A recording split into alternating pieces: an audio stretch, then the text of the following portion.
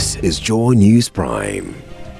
Thank you for joining me for another edition of Joy News Prime here on Joy News on Multi TV. It is still the most comprehensive 2 hours of television news in Ghana. Coming up, Electoral Commission keeps its words and deploys another registration center on the University of Ghana campus. But there are concerns more centers would have to be added. The Coalition of Domestic Observers has meanwhile highlighted some developments it says could mar the limited voter registration exercise if not checked. MP for Okra and wife Dan Botry held at gunpoint by suspected robbers who attacked his home at dawn on Friday. The police are holding 2 security guards whose account of the incident, it says, doesn't add up. And coming up in business, President Mahama says government is considering the option of allowing industries to pay low utility tariffs while domestic users pay relatively higher rates to engender job creation and boost productivity. Also in the bulletin, popular professional boxer and entertainer Bukum Banku announces he's putting his boxing career on hold to support President Mahama's re-election bid, outdooring a song to support the campaign. There's also sports, entertainment, international news, and Joy News Interactive. My name is Israel Lai, and the bulletin is available across Europe on ABN television. Stay tuned.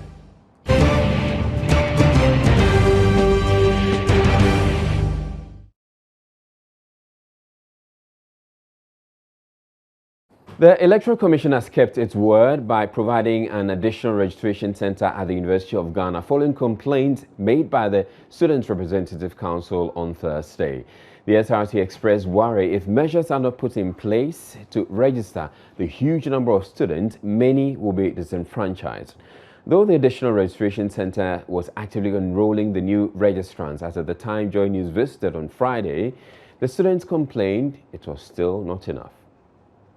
The Deputy Commissioner of the Electoral Commission, Georgina Opukwa-Mankwa, addressing some concerns of inadequate centers at densely populated areas to cater for the large numbers mentioned, that plans are far advanced to address concerns especially from the University of Ghana. Issues where the population is much larger than the team or just one registration center there.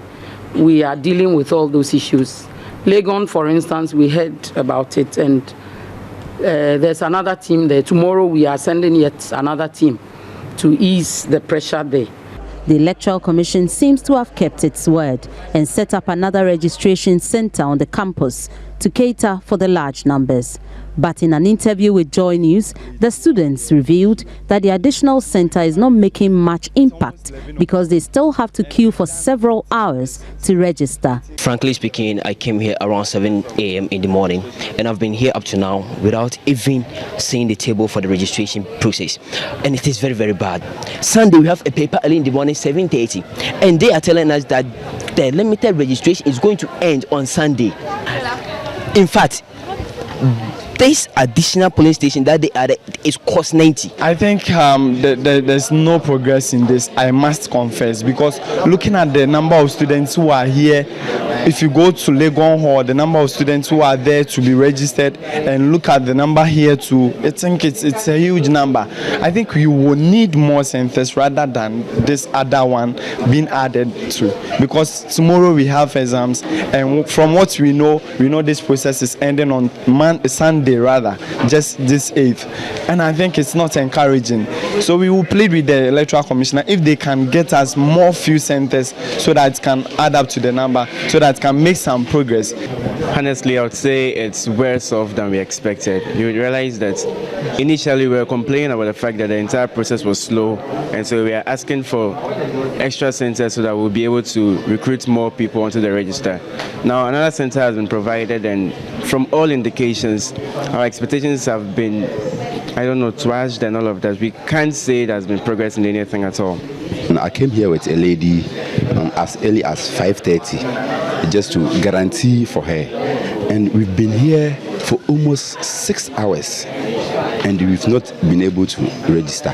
MP for Ayawaso West Wuogon constituency, Emmanuel K. Ejako was at the campus to monitor the situation and expressed his discontent over the distressing state of affairs. I have not felt good from the first day of this registration process. I think that the Electoral Commission has done very poor work. Look, there must be very conservatively, there must be 4,000 young people here who must register. And then they set up one center that was supposed to go on for 5 days. After much protestation, they decided to extend it. After a lot of prodding, they have added a second one. But you know, it's all about planning. Are they saying that they didn't know that there was a huge collection of young people in the university campuses? Now I am hearing that the same thing is happening at KNUST and some of the other university campuses. It's very poor. And the second thing, too little, too late. Now, Joy News also observed some challenges with the limited registration exercise at one of the centers here in Accra, which ended up in some chaos. Joy News' Patricia Gasso was there.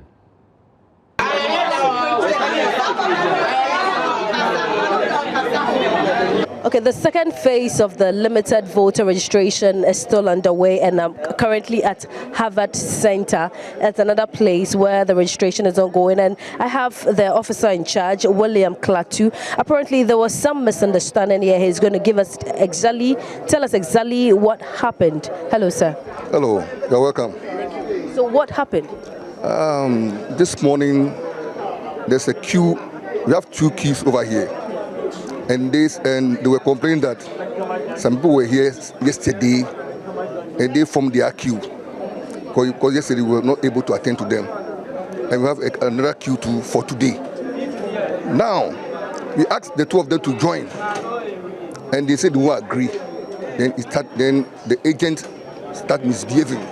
That so far as some people were here yesterday, I have to switch to that, I restart them. That blocked the confusion, the agents. I made a 2 queue. So yesterday, those people who couldn't register yesterday were in another queue, and those people who came today were at the left side. So I tried to call the 2 parties. I said I'll serve those people in the queue today. At least I'll take 2 people from here. They take another 3 from here. Then they came to understand. So they came to agreement. That came to agreement. So they understand, and I started the work. This is the second phase. Comparing it to the very first phase, how has it been like? Have you encountered any challenge? The second phase, I had only one challenge. Only this morning, one of the party agents from MPP is challenging one of the applicants that is not a Ghanaian.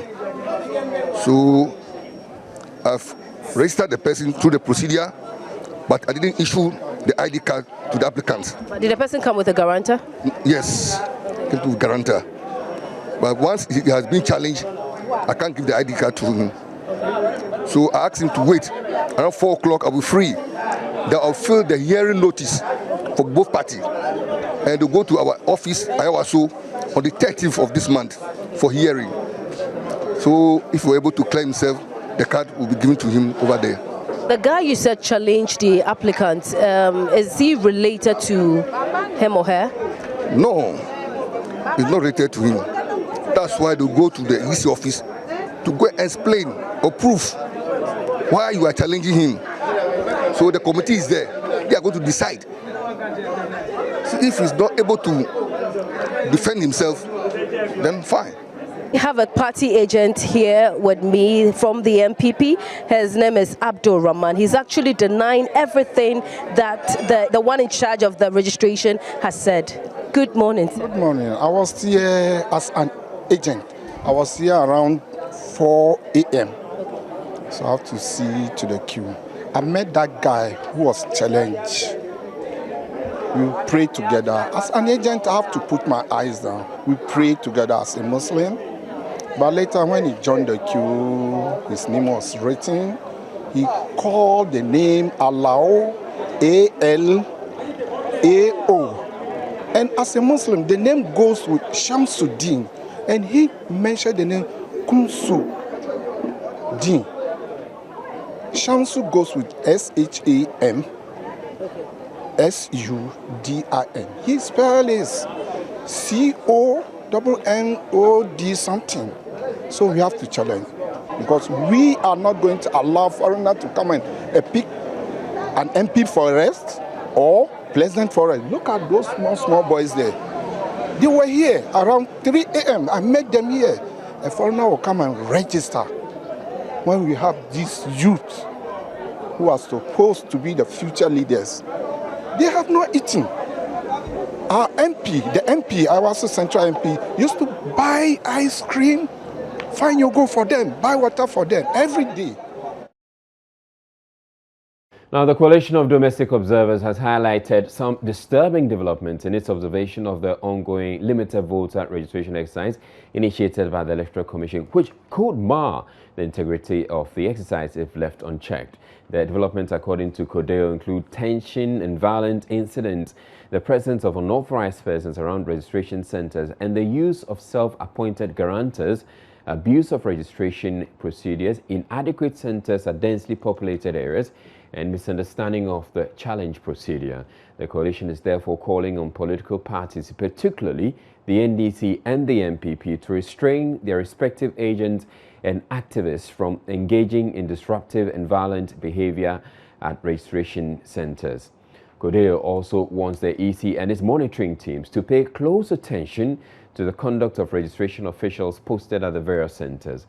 A statement from CODEO also implores the EC to increase the supply of registration centers in densely populated areas of the country to give all eligible citizens the opportunity to register to vote in the 2016 polls. Finally, CODEO urges the security agencies to apply their law rigorously in dealing with anyone who engages in registration-related criminal conduct. Meanwhile, the national organizer of the opposition New Patriotic Party, John Boadu, says he agrees with the findings of CODEO on the ongoing limited biometric voter registration exercise. He says besides the issues raised in the report, some members of the ruling NDC are padding the registers in some constituencies so that the parliamentary elections in those areas will favor the party's candidates. The other area that is affecting us is about wrong interpretation of what the law is. If you look at the CI 91 about qualification to register as a voter, in addition to being 18 years and above, being a Ghanaian and of sound mind, you must also reside or be an ordinary resident in the area for which you want to register to be a voter. So, for instance, John Boadu, who lives in Côte d'Ivoire, if John Boadu wants to register, because I'm a Ghanaian, you want to register for November 7th or December 7th election, I cannot just walk to Joaboso constituency and say that because I'm a Ghanaian, I'm coming to register there. Or Efod Dagadu, who comes from, say, Krachi, who lives in Aflao or Togo, cannot be barred to get to South to register.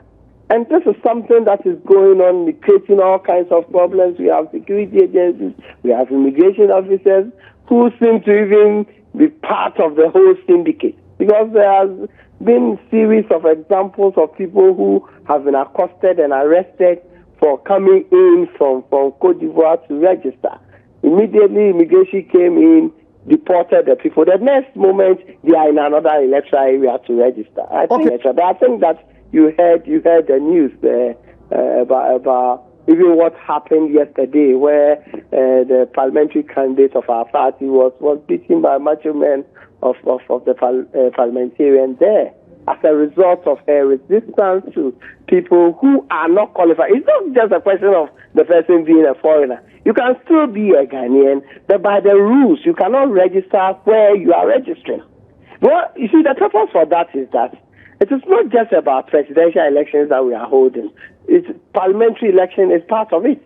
So if people are moving from place to place without taking into consideration the electoral boundaries, clear gerrymandering.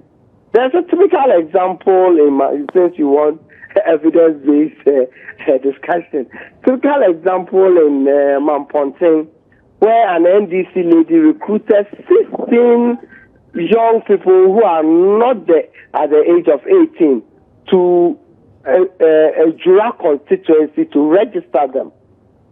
On the pictures that she is taking them to play football there, when they got there, they wore them jerseys. When they got there, then they realized that they are being brought there to register. The General Secretary of the ruling NDC, Johnson Yesenu Ketia, has however downplayed the MPP's claims. He, however, would not comment on the Kodio situational report because he says the party is yet to receive a copy. The same regular concerns that have attended to any such registration exercise. There is nothing new about this. What about? I mean, the regular complaints about, parties registering ineligible people and so on. These are the regular complaints. And then in certain areas where, due to the different interpretations given to the law by the security agencies, the commission officials, and party agents, resulting in conflict. And then some people trying to apply force or violence as a means of solving otherwise peaceful problems that should not invoke any violence at all. Throughout the whole, trek that I have embarked on, I've only encountered this problem in Ejura, but everywhere else that I have gone in Ashanti region, there are almost no queues. We're taking a break on Joy News Prime, but we have more stories coming up. Please don't go away.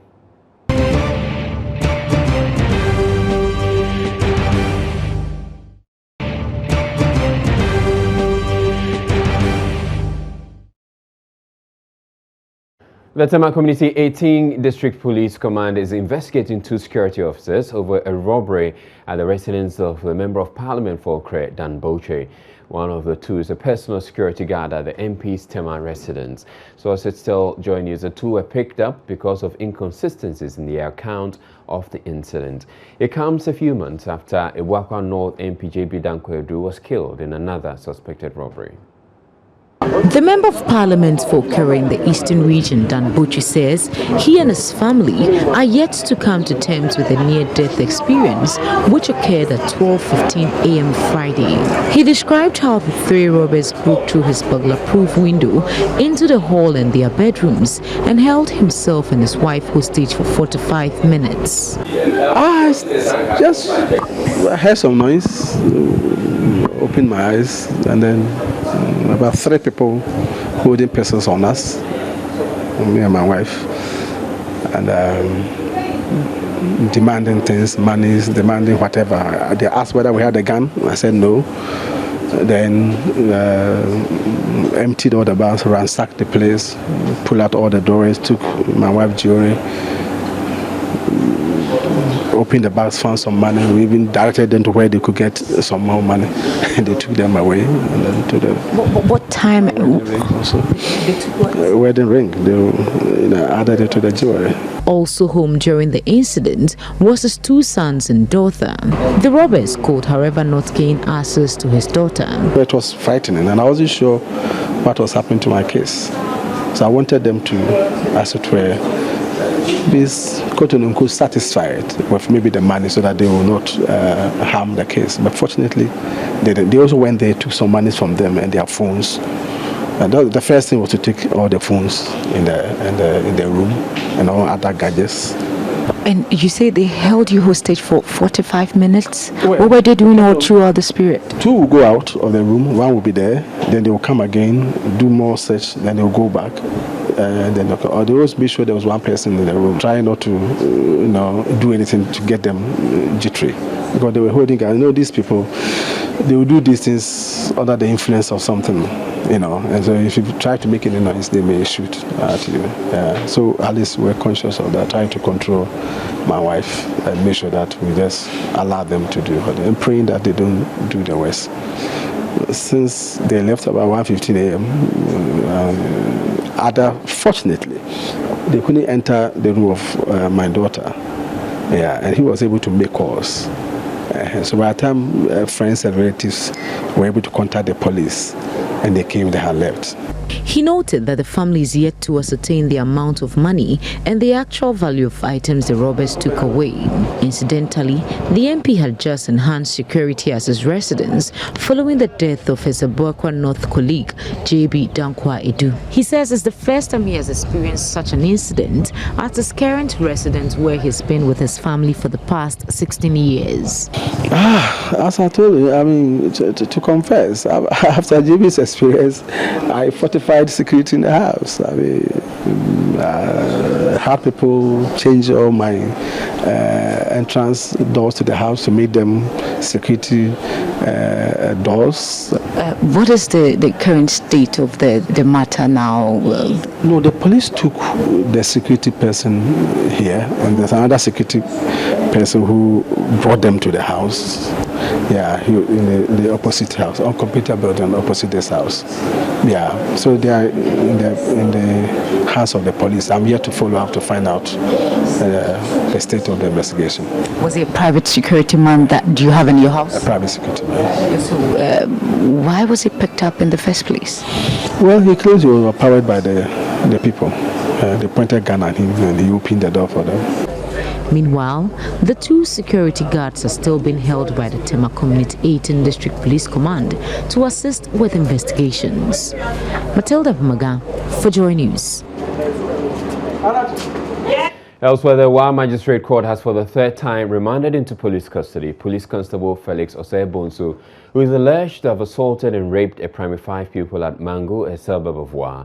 The judge adjourned the case to May 20 after the standing prosecutor, Detective Sergeant George Doe, told the court they were yet to send the docket to the Attorney General for advice.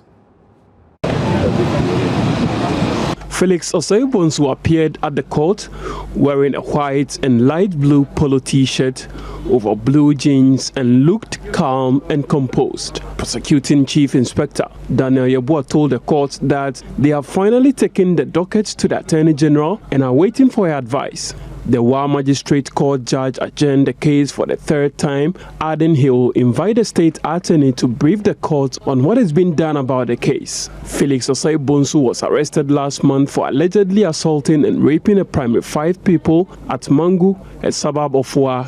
The case was lodged with the Wa police and investigation commenced immediately. It led to the arrest of Felix Osei-Bonsu, who is with the Rapid Deployment Force of the Ghana Police Service. Deputy Upper West Police Commander, ACP Dr. Shaibu Garba told Joy News investigations have been conducted and a medical report from the Wa Regional Police proves that indeed the victim was assaulted and there was some form of carnal knowledge.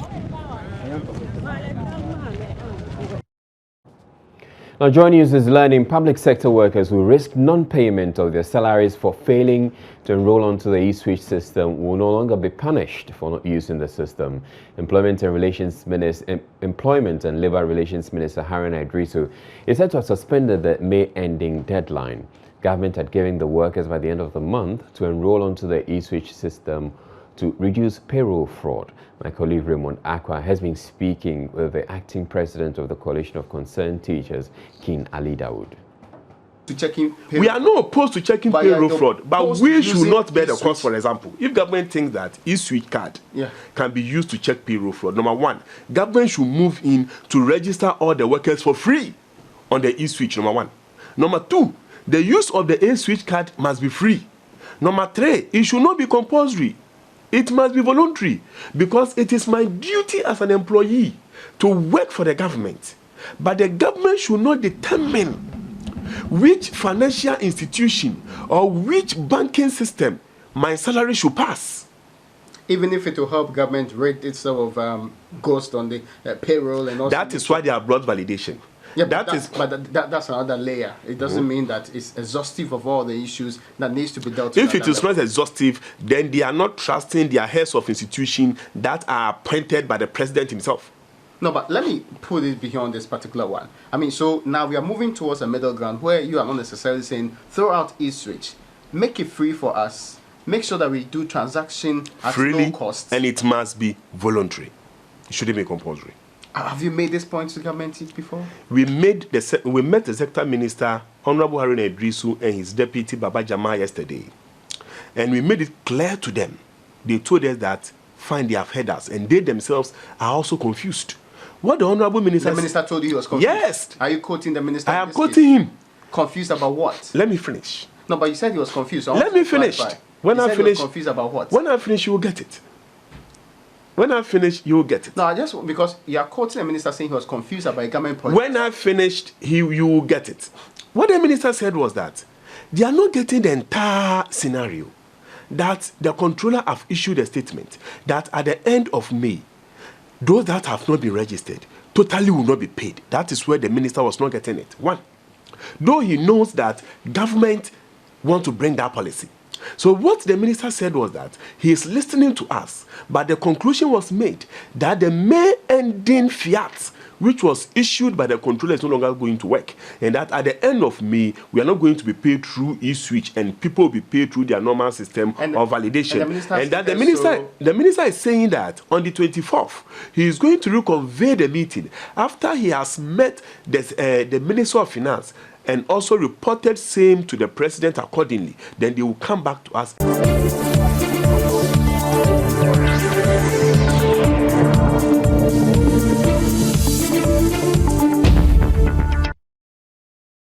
All right, we're getting right to business. And Emmanuel Abajuyafe is here to take us through it. Good evening to you, Good evening, Easy. All right. What's coming up in business? Well, in business, the option of having industries to pay lower utility tariffs has once again come to the fore. Okay. And the president is actually promising that. It's an interesting debate, actually, because there are people who argue that if you can have the industries get the cheaper electricity so they can stay in business and offer more jobs to people. You see, but Izzy, my problem is that, is it really true? Because the utility tariffs alone do not consist of make up the only cost component of cost. Yes. So is it true? Well, yeah, it's one of those things, because you'd realize that in recent times businesses are complaining that they are actually having to shut down because they can't afford the utility bills. So if they're shutting down because they can't afford the utility bills, keep them in business so they can keep offering people jobs. More jobs. Otherwise, if they shut down, then people lose their jobs, and then the people who have lost their jobs won't have even enough to buy their power. Well, you have a point though, but so you need to wait and see that it really translates into those job creation. All right, you take it away then. All right, thank you for joining me on business. And government is looking at the option of allowing industries and businesses pay lower utility tariffs as compared to domestic consumers. Currently, industries pay more for units of power supplied than domestic users. But speaking at a public lecture at the University of Cape Coast, President Mahama said the time has come for this to change if Ghana really wants to create more jobs.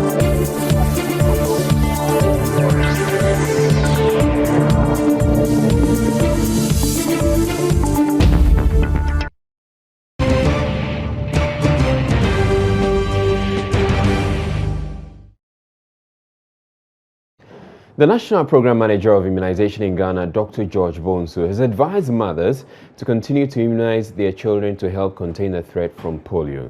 Speaking at the launch of the African Vaccination and Child Health Promotion Weeks in Accra, Dr. Bonsu said despite the fact that Ghana is certified as polio-free since 2008, the disease would continue to threaten children everywhere as long as it exists somewhere, and there are pockets of children who are not being reached with vaccinations. The country's vaccination program offers protection against 12 diseases and helps prevent between 2 to 3 million deaths every year. Dr. George Bonsu explains that 1 in 10 children do not receive the 3rd dose of the oral polio vaccine in Ghana, while 1 in 5 still do not receive all the basic vaccines they need. He said the progress in vaccination coverage in recent years had stalled. Even though you make significant gains, there are still children who are left out in the routine immunization. Now you have about 90% coverage. It means that 10% of children are still not vaccinated. And once they do vaccination, the child is still susceptible to the polio virus. To vaccinate a child depends on a lot of factors. First, the community demand must be there. I must say currently we have all the needed vaccines that we need to use. What we need now is people to patronize and bring all children. 90% is good, but then to admit that you need to reach every child. So the remaining 10% should still be reached. WHO country representative Dr. Owen Kaluwa applauded government and all stakeholders in the polio eradication initiative for achieving high routine polio vaccination coverage of 90% at the national level over the years. He also emphasized WHO's commitment towards complete elimination. But of course, sometimes routine immunization does not cover everybody. That's why WHO and the partners we work with, we promote that they should have national immunization days. There should be campaigns to make sure that we catch up and be able to provide these services to as many children as possible. And that's very important, particularly also in terms of polio eradication, where there's a global effort to eradicate polio. Meanwhile, some queen mothers in Accra have also pledged their commitment towards the fight. As a traditional leader, I will make sure to carry this message across to my locality, especially where we have some of them living even behind rivers and other things. I will make sure we beat gongons and other things that will make them be aware that something is going on. By next week, I think, if the program starts and the immunization starts, we'll make sure to fish out wherever the children are to take part in the immunization program. The Ghana Health Service announced it will hold a minimum intervention package from May 9 to 13 for free immunization of vitamin A supplementation, growth promotion, birth registration, and distribution of child health records.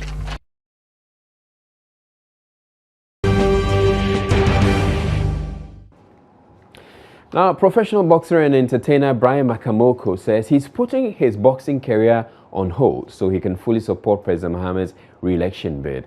The boxer, popularly referred to as Bukum Banku, who was speaking on the polls, was optimistic President Mahama will be giving a second term in the elections in November and that he was likely to be given an ambassadorial role. Something can affect somebody. Sir, Britain people, American people, Germany, they are red. They are all red. I'm also a red. Oh, what kind of book Ghanaians? Stop talking. I'm preaching myself. Support me to Britain more. How much do you spend every week on your bleaching creams? Oh, plenty. We no see this. Oh, this is Dara and Ghana people. You like talking. Somebody is a black. He want to turn like a red. Why? What is your matter? Why do you want to change? I want to change myself. I'm changing my columns small because I make black too much. Why that breaching myself when the people know that yeah, this is a man, Bankueba. And I make master, you Ghanaians leave me alone. Make a flow myself. Because I'm a big man. I don't make myself like a locality or children people. I'm a big man. Let me leave Buko Banku to enjoy myself.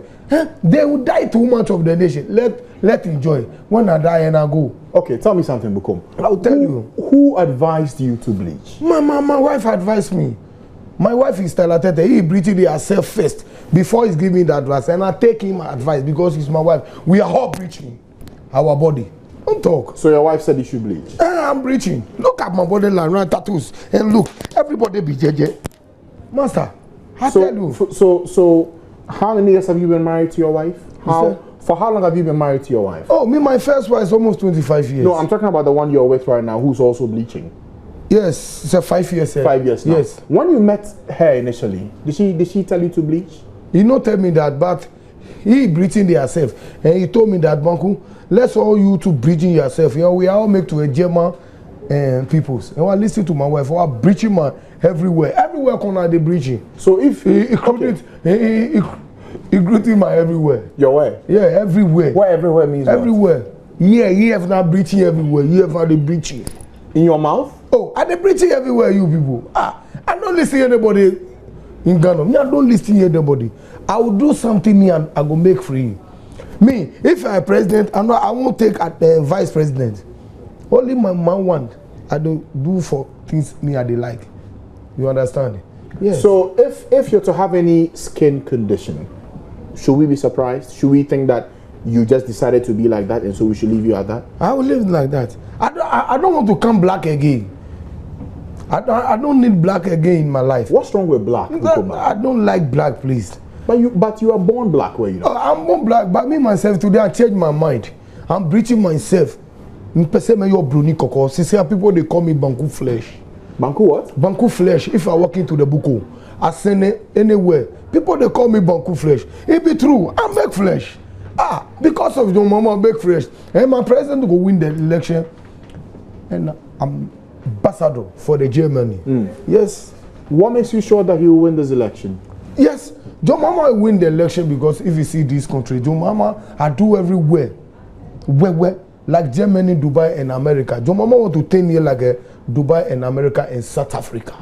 I want all the Ghanaians to vote for Mama to win the election because it's the best solution of Ghana.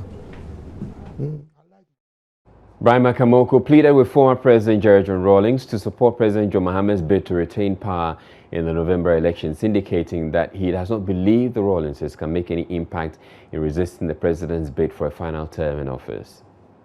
When the John Mahama lose in the election, Nana Akufo-Addo is my president. When the John Mahama lose the election, Nana Akufo-Addo is my president. Yes, because I can't. But he hasn't promised you to go to Germany. No. Me, I don't support MPP party. I'm support John Mahama party, NDC. But if John Mahama they lose the election, Akufo-Addo is my president. When the John Mahama still beating Akufo-Addo, he said, but you're doing this because you want to go to Germany. Yes. If he loses, you lose the Germany. John Mahama listen to me. Become unimportant. John Mahama cannot look. He cannot lose this election because if he watching this Ghana, John Mahama make Ghana beautiful too much. Do so he stop all the street, Bombo Clad, they stop everything. If you look there, another region, street, airport, John Mahama, jet. But Nana Akufo-Addo is a strong. Akufo-Addo is a strong man. He's a big man for the nation. But the president, he can't chop. John Mahama go win him. Nana Konadu Ajiman release. He's our grandmother and my grandfather. And I want to tell Nana Ajiman and JJ, they can't stop. They can't form any party. Let's all come to make together to pray for Mama. Why? Yes. I beg JJ Rawlings and I beg his wife. Let's stop everything to come and join John Dramani Mahama to win the election 2016. JJ Rawlings, if you hear me, I beg you. And your wife, I beg you because you are our grandmother and my grandfather. We beg you, come and support John Mahama to make one. Different colors is one people. If you make that, you disgrace the party. We are just begging these people to come and join us to win the election because Mama training hard, Papa.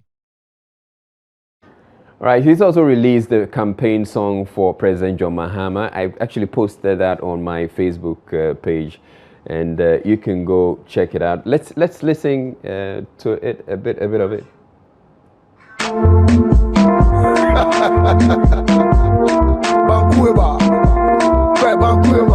You know it's another OPK classic. Mama, Mama, stop, don't stop.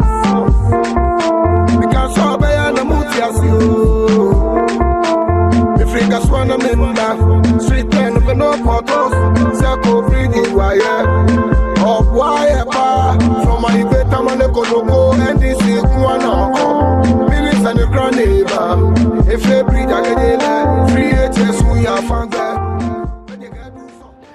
All right, up next we bring you entertainment. Stay tuned.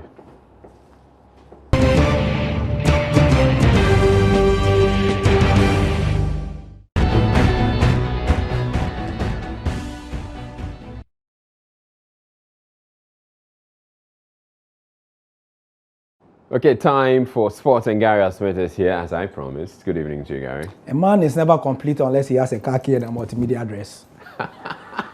Are you trying to be a Bukum Banku, or is that one of Bukum Banku's quotes? The yellow shirt and the white shirt make the man a big man. Oh. No. Bukum Banku, that's a better Charlie, I'm trying, but I can't. You're trying, you can't. I can't. No. I can't think far. I can't. Look, I watched him live. Right. Look, it's a different feeling watching him live. It's true. Look, I was humbled and privileged to be watching him. To be watching him live. You know, some people say they watch Michael Jackson and it's a moment. Yeah. Me, It's like I've gone to Mecca. Oh man. Charlie, stop. I spent some time with him. He was in my office for a while. Yeah. So we were talking, bro. He wasn't speaking that much, but yeah, he's an interesting guy. I think. But afterwards, you know what he said after the interview? He said, "Who are me? If you call me for interview, I'll give you good interview." And it's true. Fantastic. He delivered a solid interview. No. I mean, he kept on talking about that, the fact that, I mean, he's a very popular guy. And once he comes on your network, I mean, that's it. Yeah, like he also said that he uses 1,000 CDs every week to maintain his color in the bleaching. Oh, man. And that's what we are going to show now. That's how we begin the sport on Prime. Hi, I'm Gary L. Smith. Yes, name already introduced. However, Bukom Banku needs no introduction. His color or skin tone, to be politically correct, may have changed. However, he says the maintenance cost is in a certain range. Oh, American people, they are red. They are all red. I'm also a red. Oh, what kind of book and gunners? Stop talking. I'm breathing myself. Support me to breathing more. How much do you spend every week on your bleaching creams? Oh, plenty. We no CD so this is Dara and CD is Nara. I used to bleach. Oh, plenty. I can't talk. Plenty. Every week I was spending like 10 million CDs. Who can see? Just to bleach? I tell you. You want to be red? Yeah, I want to be red. I don't need any black in my life. Master, I want you to make red. I know that I make fine. I see. Look my body. All the girls see me, hey, Banku flesh. They believe me, Papa. Master. The girls, eh? Oh, how many girlfriends do you have now? Girlfriend, almost 1,000.